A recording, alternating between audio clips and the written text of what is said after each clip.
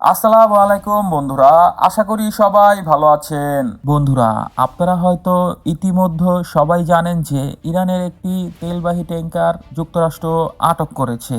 এই তেলবাহী ট্যাঙ্কারটি আটক করার পর ইরান ও যুক্তরাষ্ট্র যে শান্তি আলোচনা হওয়ার কথা ছিল সেটি এখন আর হচ্ছে না। এমত অবস্থায় মধ্যপ্রাচ্য আবারও থমথমে হয়ে পড়েছে।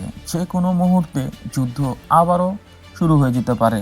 এই ঘটনা হবার পর যুক্তরাষ্ট্রকে হুঁশিয়ারি দিল ইরান।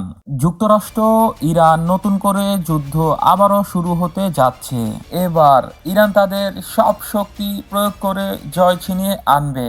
আর যুক্তরাষ্ট্র ইসরায়েলের বিরুদ্ধে নিজেদের ক্ষেপণাস্ত্রের ভান্ডারের সকল অস্ত্রই সম্ভাব্য যুদ্ধের ময়দানে ব্যবহার করবে বলছে তেহরান। বন্ধুরা, মধ্যপ্রাচ্যে আবারও বাজতে চলছে যুদ্ধের সাইরেন।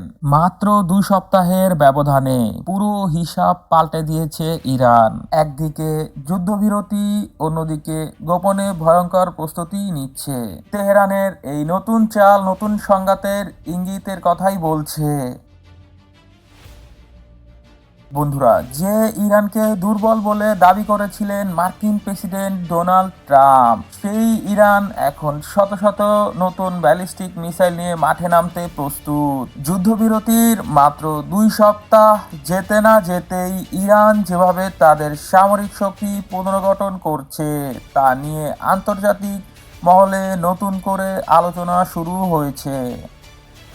ইরানের সামরিক বাহিনী দাবি করছে তারা এখন আগের চেয়েও দ্রুত গতিতে ব্যালিস্টিক মিসাইল ও আত্মঘাতী ড্রোন তৈরি করছে।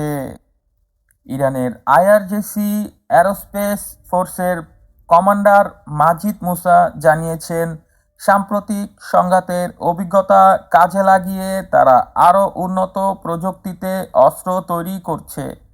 এমনকি নতুন মিসাইল ও ড্রোনের একটি ভিডিও ফুটেজও প্রকাশ করা হয়েছে, যেখানে সারিবদ্ধভাবে প্রস্তুত শত শত ক্ষেপণাস্ত্র দেখা গিয়েছে।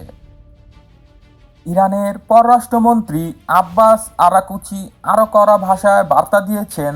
তিনি জানিয়েছেন, জাতীয় স্বার্থ রক্ষায় এবার ইরান তাদের সর্বোচ্চ ক্ষমতা ব্যবহার করবে।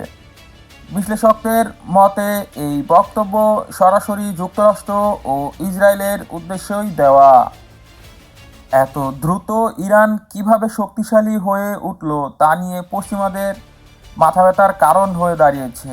গোয়েন্দাদের ধারণা, এখানে চীনের সম্ভাব্য সহযোগিতা থাকতে পারে। অভিযোগ রয়েছে যে ইরানের মিসাইল কর্মসূচিতে চীন প্রযুক্তিগত ও সামরিক সহায়তা দিচ্ছে বলে দাবি করেছে মার্কিন গোয়েন্দা সংস্থা।